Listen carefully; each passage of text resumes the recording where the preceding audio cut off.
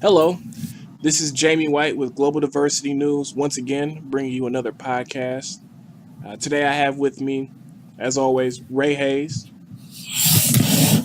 What's going on, everybody? Jamie, thank you once again for the opportunity. I think this podcast will be great as always as we try to continue on with our news. So thanks. Yeah, exactly. So as always, please like the video, subscribe to the YouTube channel, check us out on Twitter and follow at GDN Network, and also take a look at our website, globaldiversitynews.com. So today, we want to talk about essentially is population growth in America, and taking a very specific look when it comes to the minority population in America. We feel that this is an important topic to discuss because with a population growth wherever we see it going in the next 5 to 10 years, this also means business growth in the near future as well. So to start it off, what I want to do is just kind of talk about the big states currently as of the 2010 census that we're going to be pulling from, and then also where we see the next top minority states as well as growth in America. So let's go ahead and get started. So as we were discussing, like you said, Ray, offline, the top three states clearly are California, Texas, and New York. When you're talking about minorities, so that includes everything from African Americans to Hispanics, Asians, Native Americans, etc. What are your thoughts on those three big states currently, Ray? I definitely agree. As far as the minority population, those three states in particular, the population is huge, and it's getting even bigger with the opportunity for new job opportunities, and also the tech field, especially in California. Also, I wanted to throw in Florida as well too. Florida, The big population. Yeah. Yeah, we can definitely throw in Florida. It's funny you should say that. Per the 2010 U.S. Census, so this is a really good throw in. Florida Right. is number three for African Americans behind Georgia and New York, and it's also number three for For Hispanics. Hispanics behind California and Texas. So Florida is definitely, I guess we can say it's four, um, really big, and there might be other states as well, but those are the kind of the top four. Well, you want to make it a top five? Top fives are Yeah, usually we'll go talk five. Top five. top five. Would be the last one, Illinois. I think the Illinois would be. Uh, yeah, I mean, I would say Illinois, and I know living in Chicago currently, there's been a big increase of the Hispanic population in Chicago, and yeah, I guess we could say let's say top five. Let's say Illinois. I'll include it. Yeah, Let's say Illinois. yeah, Illinois. People are coming from, I mean, all around. Just a lot of the Hispanic, in particular, the Hispanic population is moving up from where they're from Mexico or Texas or other southern states are moving to Illinois, in particular Chicago. Like I said, the population of Hispanics, I'm pretty sure once the new census comes out, the population probably doubled. Doubled. So I'm pretty sure I'll be willing to bet all I had that the population of Hispanics in the city of Chicago, in particular Illinois, has doubled. let's talk about that for a minute. Doubled. So as of right now, Illinois is at about 2 million, right? Right. So 15%, 15.8% of the population is Hispanic per the 2010 census. Uh, from 2000 to 2010, the Hispanic population had a 32% growth. So you're saying Right. it's going to hit about 50%. Yeah. Now, No, for, no, no, no, no. I well, don't. no, Okay. no. The reason Let's why that may happen because Florida actually uh, did a 50% growth, Well, I or are you want to say saying let's say 100% it's growth? 45%. 45%. Maybe not 50, but that the population is Well, actually, there. you said Well, doubled, so that would be 100%. But you're saying well, about yeah, no, no, 45%. no. Okay, let's say 50%. You're right. not double. Let's say 50%. Okay. Yeah, let's say 50%. Okay. And the reason being, it's more of a increase of the Hispanic population because of in particular in Illinois, a lot of the black population in Illinois, the African Americans are moving to the southern states, and this is proven. This has been proven statistically. Chicago was ranked third amongst the cities where black population has decreased.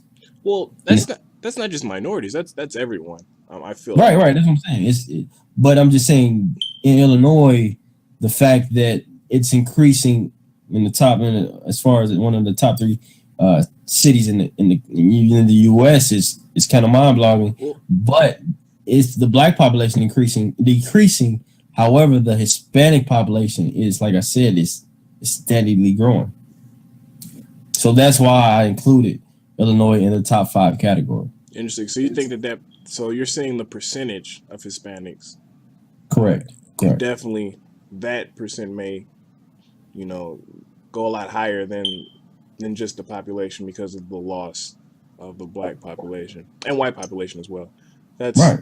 that's actually a very good that's very good very good assumption, if you will, or not assumption of or noticing on your part the fact that could happen. So here's a question. Since we're talking about populations decreasing, especially when you're looking at the Midwest and even the East Coast, because I even saw a while back a map that even said that states like New York are losing population or having a population decline as people move to the South and Western states. So currently you have the whole fact that taking a look at employment, right? So when employment increases, or unemployment, I'm sorry, increases in America, it does even worse within the minority community. Something like for every 1%, it's like, what is it, like 1.5 or 2% growth of unemployment for black Americans specifically. When we're talking about a population decrease, I wonder how that number is affected.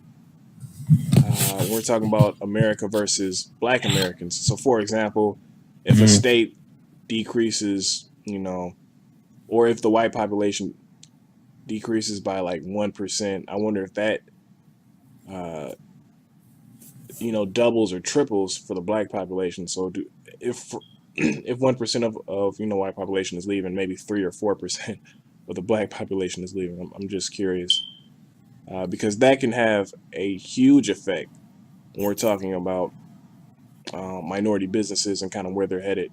So here's another question. Let's talk about something that we didn't talk about offline, but the different laws that we're seeing being imposed, especially when we're talking about the southern states Mhm. or red states, if you will. How come that isn't necessarily affecting where the black and Hispanic population is looking to set up businesses? Do you think? Let me ask you. Okay, one law in particular. Can we say the North Carolina Yep. bathroom? That would be the one that I'm thinking about. Not only that, but also different like weed, the legalization of marijuana. Uh, what other laws? Those I guess those would be the two big laws. Affirmative action All we right. saw just got I guess confirmed, but that was more so One on a federal reason. level. But Let me say one reason being the fact that if it's not affecting that particular demographic directly, then I don't think it plays into that's a good. consideration when it comes to Yeah, that's a good point. new city. Like for instance, the bathroom law in North Carolina. If let's say I'm me in particular, right? I'm looking to move to Greensboro, North Carolina. I think it's a great town.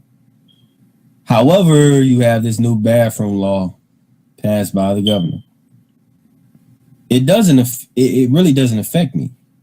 I'm not of the LGBT community, so my decision as far as moving down there, based off the law, the bathroom law, wouldn't affect me. I'm still going to go down there because it's not like, okay, it's not preventing me saying, oh, you can't come down here because of your skin color. Is not That's not the case. So I'm not paying attention to the law, in particular when it comes to me moving and starting a business there. Now, if my business caters to the LGBT community, then that's another story.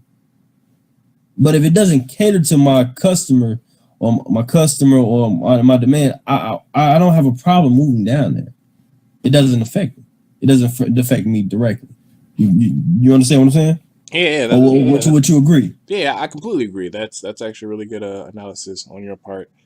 If it doesn't affect you, why would that matter if you're moving to that state or city? Yeah, that makes now sense. in regards to social justice issues, that's another thing. Yeah, I mean that's it'd be a whole something. nother conversation. It's Yeah, something we're not about to talk about it, but it'd be a whole nother conversation if you're moving based off your social issues. But just off the fact that it may I'm not gonna move down there because of the laws. No, I'm gonna still move to where I wanna move to, like California. I know they got a bathroom law there. I'm not gonna think about that. I'm thinking about, hey, how can I grow my tech company in Silicon Valley? That's my whole motivation. How can I get money? At the end of the day,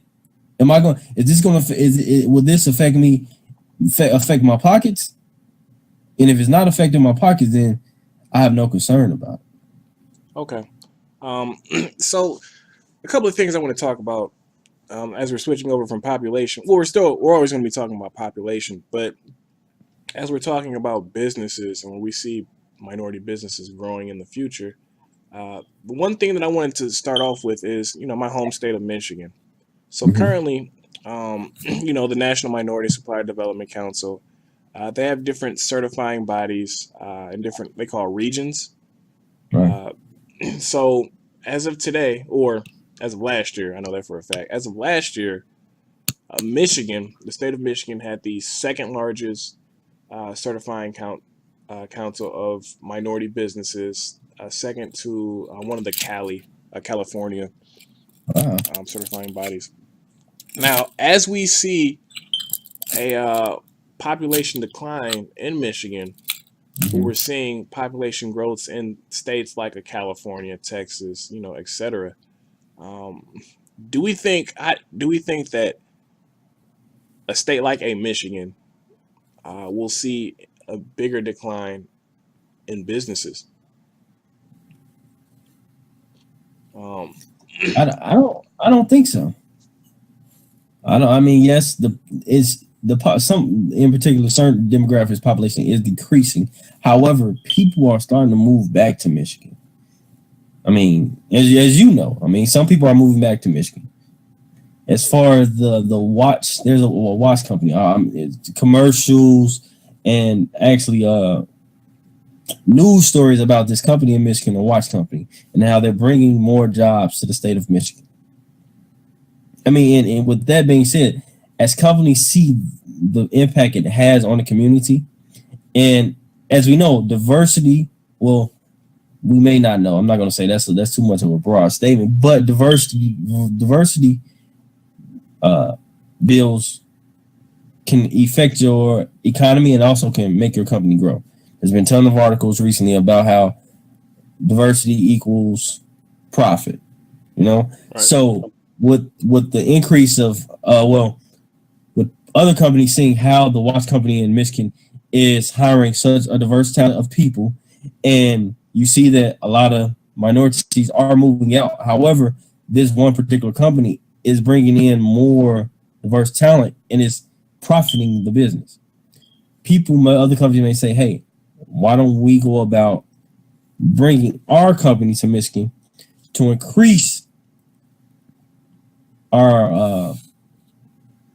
our demand for our product because there's a large population of minority-owned businesses in Detroit." You know what I'm saying? Does that make sense to you? Yeah, I mean, yeah, that's that's definitely an example of how minority businesses can stay in Michigan. Just taking a look at a large company that is successful. But one of the things that Michigan does have going for it, despite the, I guess, negative outlook of recent events, would be the automotive industry.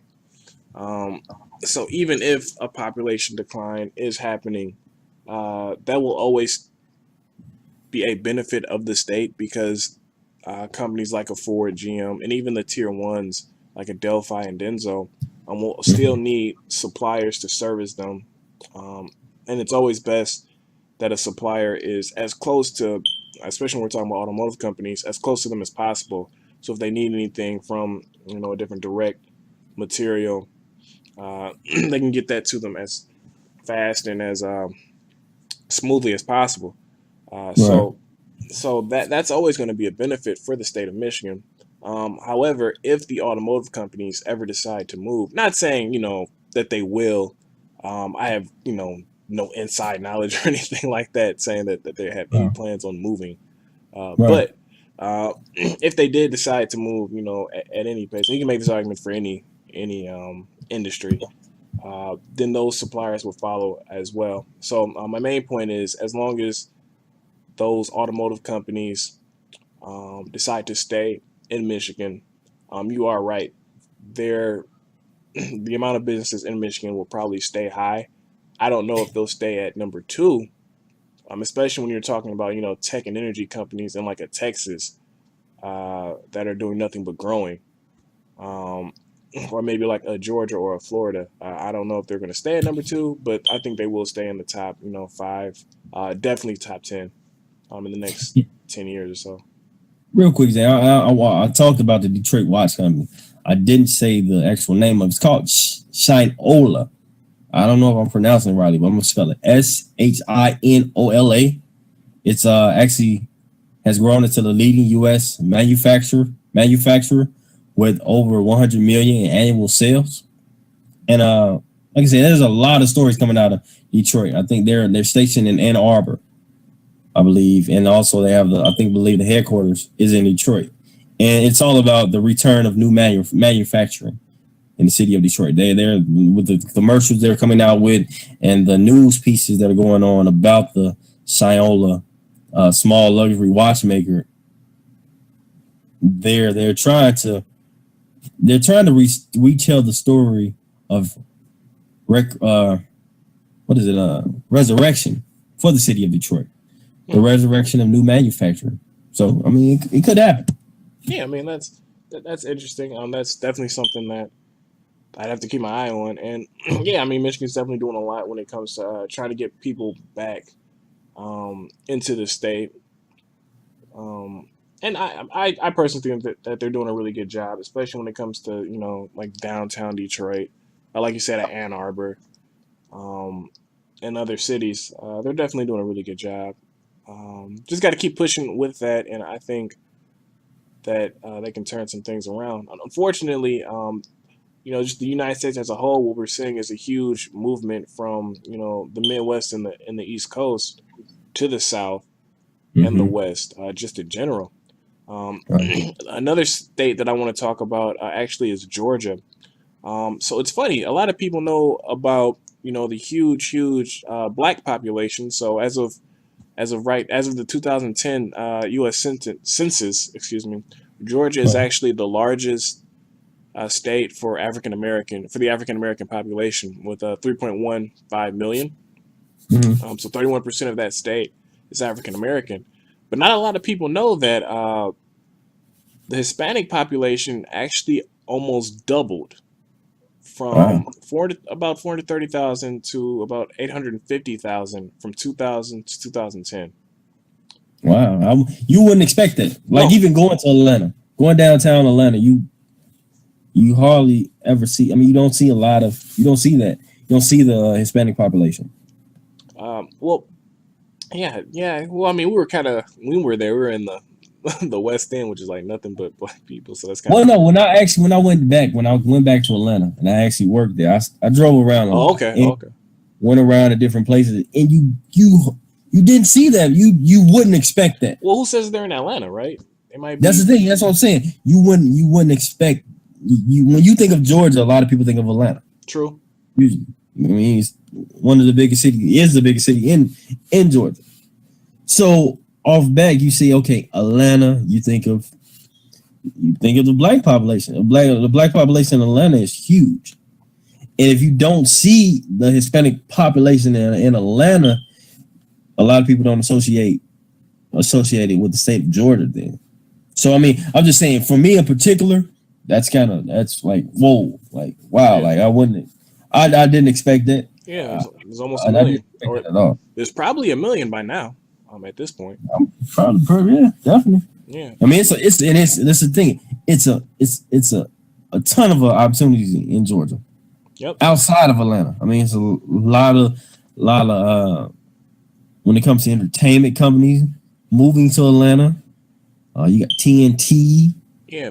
Financial Time Warner, financial sector is pretty good. financial. Consulting. Yeah, it's a lot of stuff out there, and then the warm weather as well. So it's kind of like Yeah, because at the one put it. the huge benefit that Atlanta has is that they're Uh-huh. almost like the southern central hub, if you will, right? Uh, Because if you're in Atlanta, it's uh-huh. very easy for you to go up north to a North Carolina and kind of take, connect with, let's say, I don't know, Bank of America, because I know they're headquartered in there, connect with them. Right. And it's also easy for you to go to like a Miami as well. So you're almost in the middle of the South when you're in Atlanta. Exactly. Yeah, I Yep, agree. because you can hit Definitely. the Texas, the Miamis, and the North Carolinas. So it's got a Mhm. great location. Yeah. Um, it's got a great. They've done a really good job to rebuild that city Definitely. to where it is right now. It's got a lot of companies, and it's got a couple of good organizations that are headquartered there too, like a Coca Cola, like a Yeah. Delta. So they've got really good hub and base to expand, which we're seeing now, and that's why we're seeing a lot of again minorities move there. Another thing that I've heard that is really expanding there is funding opportunities for minorities. Mm. Um, so in different industries like a tech or financial industry, etc. So for example, when because one of the things that a lot of black and Hispanic and Asian want to know is if I'm looking for funding Right. opportunities, I can't go the conventional Silicon Valley, New York, Boston way, just Mm-hmm. because a lot of times you're not in that network. Not saying it's impossible, but it's all Right. about networks, and a lot of times that's just not your network. Well, Right. when you're taking a look at Georgia, because of their huge population and diversity, it's definitely a big opportunity for companies that are looking for funding and to set up shop in Atlanta around a ton of cities that are growing. So that's why I think Georgia is a really good opportunity. And you know what? Also, the fact that Georgia has so many colleges and universities. Yep. Atlanta in particular. I mean, you got Georgia State, Georgia Tech, uh, Morehouse, Yep. The ASU. Clark Atlanta, Spelman. It's a ton of different colleges and universities in one centralized area. But outside of Atlanta, you have Kent State. You have University of Georgia. You just have universities around that entire state. And I think the tech field may eventually get real. I mean, be a little small Silicon Valley eventually with so many kids. I mean, not kids, but young adults majoring in computer science in at these universities in Georgia. I mean, they all have a network Oh yeah. within that little state. They can all travel to different universities and network and how can we start a new startup? How can we start a new tech company? Yeah. I mean, So I mean, I'm sure that correlates with the growth of tech in the city of Atlanta. I mean, state of Georgia as well too. yeah. I mean, I definitely agree. Like, I think that there are a lot of opportunities um, to do some things in the state of Georgia, based off of location, and based off of just how that state has been growing the past couple of years. I really think it's a lot of opportunity there. Um, Another state that we were kind of talking about is North Carolina. Um, I do, Actually, I tell you, that's the state I actually want to move to. yeah, but when we're talking about population growth again, that's another state that Hispanics have seen a double when it comes to the amount of people, as well as another big state for African Americans. So right now it's about 2 million of North America or of North Carolina is African American, and then about 800,000 is Hispanic. Uh, but then that's over 100% increase. Uh, so in North Carolina it also has a lot of like financial companies, and when we're talking about schools, they've got the Duke, they've got North Carolina. Yeah. They've got a lot of good programs coming out of there. Uh, And looking at that. Yeah. So we're just talking about states that are outside of the big name states that everybody know, like California, Texas, New York. They're always going to be big, exactly. Like regardless, if you're going to move, if somebody from New York is looking to move, they're probably going to move to Cali. Like, I mean, that's because those are It's big cities. just based off the name. Yeah, itself. exactly. That's all you see on TV. California, New York, Texas. Like, yeah. So those. Texas. Yeah. So we really don't want to get too deep in those states, just because Florida's another one. But that we know people are going to move to it, etc. One of the, I guess, demographics that I've left out, but I do want to talk about a little bit is the Asian American population.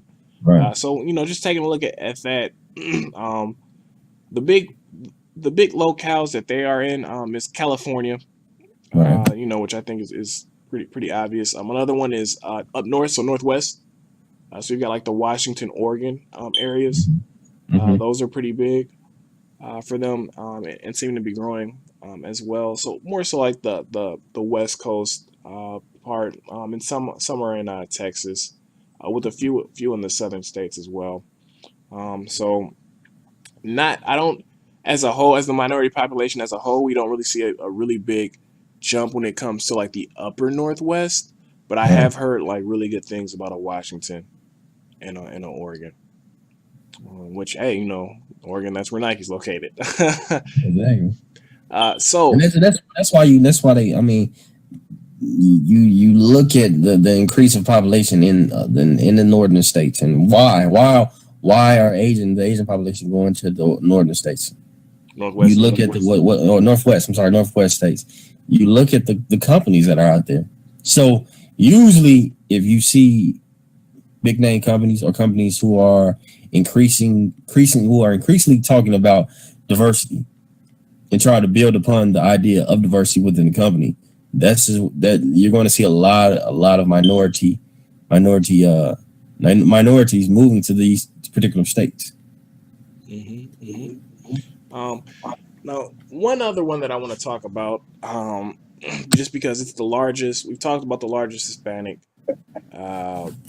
state percentage wise and population wise, which would be California, or not population wise, excuse me, percentage wise would be California. Population wise would probably be Puerto Rico, but it's kind of Puerto Rico, New Mexico. That's a little bit different, I guess, or Puerto Rico, especially just because it's a territory, it's not a state, and they've got a ton of debt out there. So there's a lot of, I don't really know about. I know they're trying to do a lot when it comes to businesses in Puerto Rico.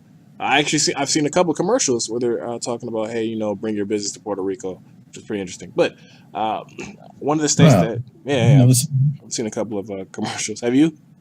No, no, not at all. Really? Yeah, I've seen a couple of them. I wonder if Cuba. Whoa. Well, I don't know about Cuba.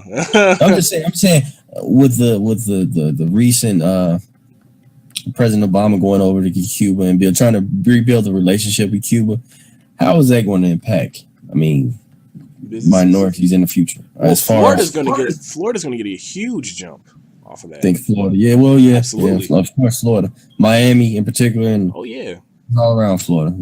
Yeah. But I'm saying, do you feel as though minorities may start traveling over to Cuba? Absolutely, especially the Hispanic population, the Cuban population, people who have business contacts in Cuba. Because I think it'll be a big opportunities for a lot of minority-owned businesses to invest in Cuba's infrastructure. Yeah, I've heard the infrastructure is very outdated compared to the U.S. infrastructure, but also in the medical field as well too. The Cubans in the medical field, bringing their talents to the U.S. Yeah, I mean, and practicing medicine over here and stuff like that. With the new vaccine, they're saying could the lung cancer help with lung cancer. That's only developed in Cuba that can be shipped to the U.S. to go about vaccinating more people. So I mean, I think it'll be a big